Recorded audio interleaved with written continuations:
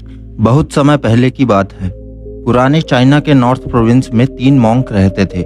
उनका नाम किसी को नहीं पता है, क्योंकि उन्होंने कभी अपने बारे में कुछ बताया ही नहीं। उन्होंने कभी किसी बात का जवाब नहीं दिया। चीन में बस उन्हें 3 हंसते हुए भिक्षुओं के नाम से जाना जाता था। वे तीनों सिर्फ एक ही काम करते हैं। एक गांव में प्रवेश करते, बाजार के बीचों बीच खड़े होते हैं और हंसना चालू कर देते। वे अपने पूरे अस्तित्व के साथ हंसते। अचानक लोगों का ध्यान उनकी तरफ खींचा चला आता और धीरे धीरे उनके चारों तरफ एक बड़ी भीड़ इकट्ठी हो जाती। वे इतनी एकाग्रता, तल्लीनता व संपूर्णता के साथ हंसते हैं कि उनकी हंसी देखकर सारा गांव हंसने लग जाता। जब वह पूरा गांव हंसी के समुद्र में डूब जाता तो वे दूसरे गांव चले जाते हैं। वे ना तो कुछ बोलते थे और ना ही कुछ उपदेश देते थे और ना ही कुछ शिक्षा। वे जहाँ भी जाते हैं अपनी हंसी से ऐसा माहौल बना देते हैं कि लोग अपने सारे दुख दर्द भूलकर बस हंसने लग जाते। धीरे धीरे चाइना के लोग उन्हें बहुत प्यार करने लगे और वो पूरे चाइना में फेमस होते गए, 3 लाफिंग मॉन्क के नाम से। चाइना के लोग उन्हें बहुत प्यार करते हैं, उनका सम्मान करते हैं। इससे पहले और उनके बाद भी कभी किसी ने इस तरह से प्रचार नहीं किया कि जीवन केवल एक हंसी होनी चाहिए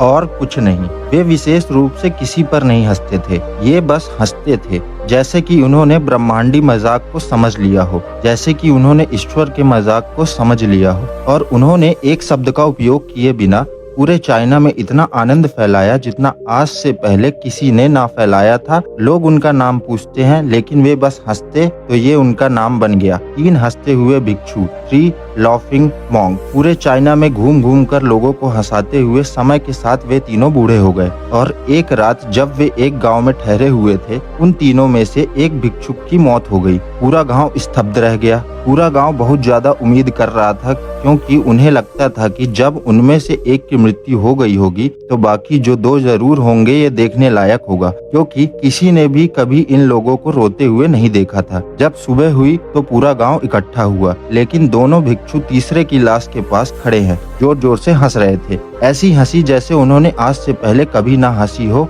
गांव के कुछ बड़े बुजुर्गों ने उन्हें समझाने की भी कोशिश की कि यह आपका साथी था और इसकी मृत्यु पर आपको हंसना नहीं चाहिए। तब उस दिन पहली बार उन भिक्षुओं ने लोगों से बात की और कहा, हम हंस रहे हैं क्योंकि यह आदमी जीत गया। हम हमेशा सोचते थे कि पहले कौन मरेगा, लेकिन इस आदमी ने पहले मरकर हमें हरा दिया। हम अपनी हार पर नहीं बल्कि उसकी जीत पर हंस रहे हैं। इसके अलावा यह कई वर्षों तक हमारे साथ रहा। हम एक साथ हैं। हमने एक दूसरे की मौजूदगी, उपस्थिति का आनंद लिया। उसे अंतिम विदा देने का इससे बेहतर तरीका और क्या हो सकता है।